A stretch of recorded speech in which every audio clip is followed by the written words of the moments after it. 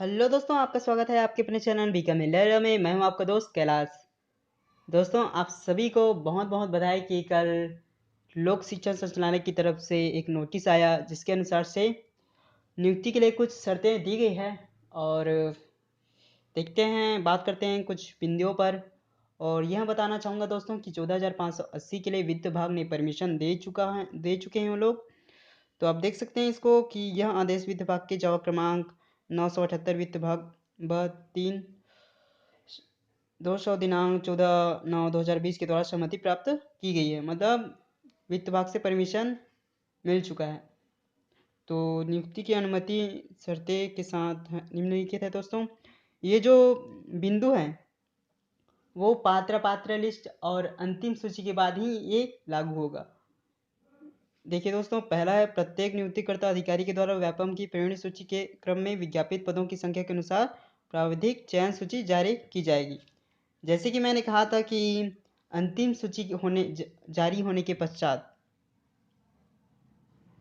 पदों की संख्या के अनुसार से प्राविधिक चयन सूची जारी करेंगे प्रत्येक नियुक्तिकर्ता। तो सहायक शिक्षक का नियुक्तिकर्ता कौन होगा? जिला शिक्षा अधिकारी। और शिक्षक के लिए संयुक्त संचालक और व्याख्याता के लिए संचालक। तो दोस्तों, इसमें देखने वाली बात है कि जिला शिक्षा अधिकारी प्रत्येक जिले में होता है। तो सभी के मन में यही प्रश्न है कि क्या जो मेरिट में होगा उसको सभी जिले में जाना पड़ेगा, पूरे पूरे 27 जिलों में, या फिर एक ही जिले में होगा? तो दोस्तों, ये इसके लिए मैं एक धारणा बनाया हूँ, अवधारणा। तो ये सही भी हो सकता है, ये गलत भी हो सकता है। दोस्तों, होगा ये कि पहले राज्य स्तर पर सूची जारी होगी, ठीक है। मतलब सूची बनेगी पहले राज्य स्तर पर। जैसे कि अगर मान लो सहायक शिक्षक में 4,000 पोस्ट हैं तो 4,000 का पूरा लिस्ट बनेगा मेरिट वाइज। उसके बाद जो लोग रहेंगे उनको, जो लोग जिस जिला से बिलोंग करते हैं उसका उसका जो डिटेल है उस जिला में ट्रांसफ़र किया जाएगा। उसके बाद जिला शिक्षा अधिकारी उन्हें ही बुलाकर डॉक्यूमेंट वेरिफिकेशन करेगा। ऐसा हो सकता है। मेरा ये अवधारणा गलत भी हो सकता है, सही भी हो सकता है। लेकिन कोरोना के देखते हुए ये ऐसा ही होने का बहुत ही ज़्यादा चांस है।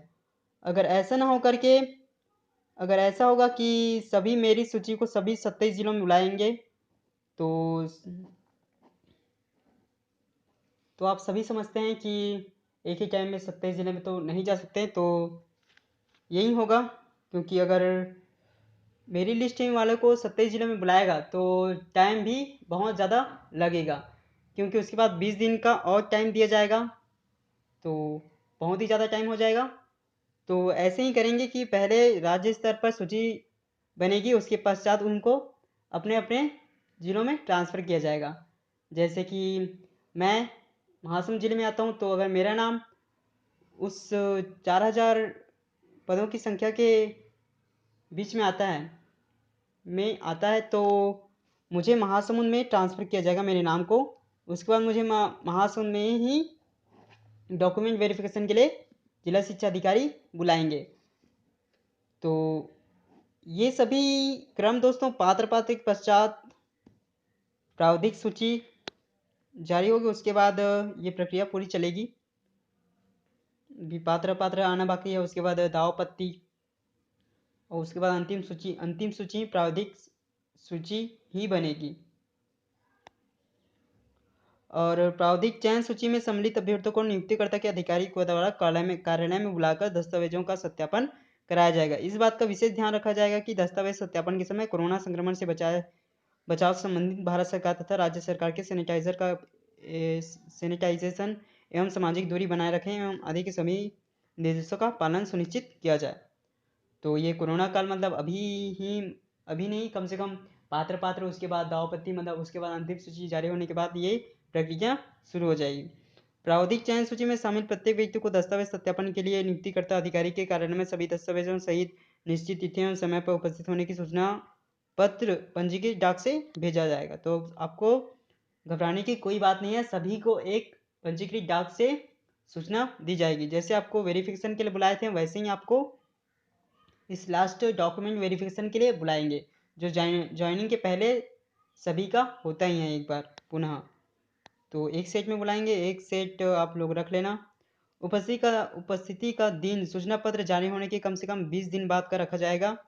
यदि किसी कारणवश कोई अभ्यर्थी निश्चित दिनांक उपस्थित न हो तो वह नियुक्तिकर्ता अधिकारी के समक्ष लिखित आवेदन प्रस्तुत करके किसी अन्य दिन का उपस्थित होने का अनुरोध कर सकेगा। यदि ऐसा अनुरोध उपस्थिति के लिए निश्चित तिथि से 10 दिन के भीतर प्राप्त होता है तो नियुक्तिकर्ता अधिकारी उस अभ्यर्थी के दस्तावेज सत्यापन के लिए कोई अन्य तिथि निश्चित कर सकता है। मतलब बहुत ज़्यादा सुविधा दे दिए हैं दोस्तों, क्योंकि कोरोना काल समय चल रहा है, तो किसी को किसी कारणवश से अगर नहीं जाएंगे तो 10 दिनों के भीतर उनको बता सकते हैं कि ये रीज़न है, तो हमारा डॉक्यूमेंट वेरिफिकेशन अलग डेट को रखा जाए।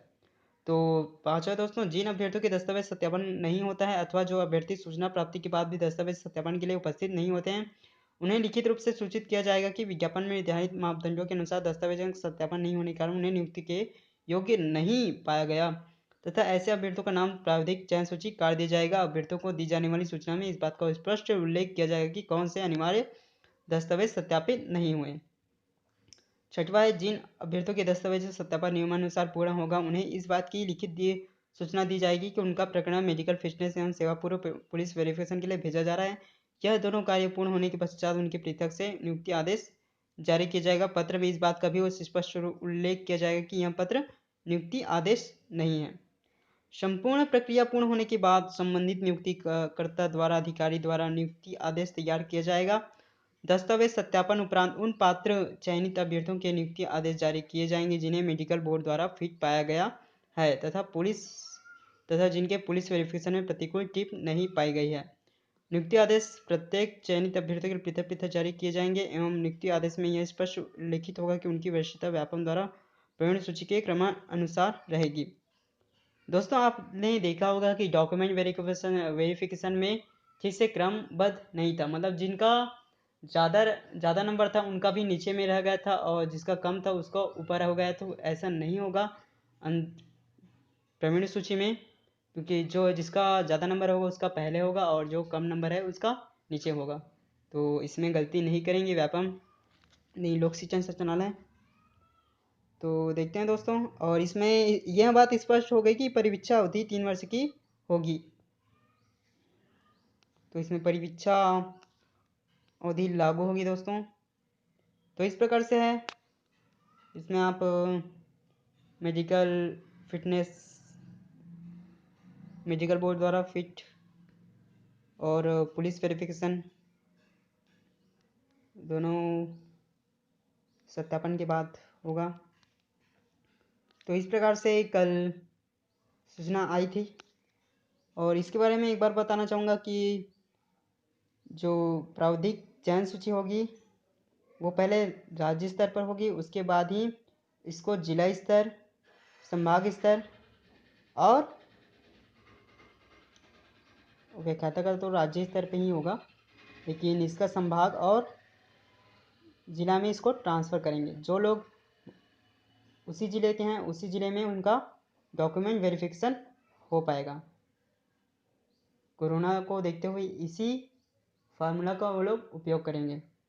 तो देखते हैं दोस्तों पात्र लिस्ट कब आता है, और जल्द आने के संभावना है पात्र देखते हैं कब तक आता है। और एक बात बताना ही तो भूल गया था आप सभी को कि राज्य शासन द्वारा स्कूल खोलने के आदेश जारी होने के उपरांत ही नियुक्ति आदेश जारी किए जाएंगे। तो व्याख्याता वालों का जल्दी ही नियुक्ति हो सकता है, क्योंकि आप सभी जानते हैं केंद्र सरकार पहले 9वीं से 12वीं तक के स्कूल खुलेंगे, तो व्याख्याता वालों का जल्द ही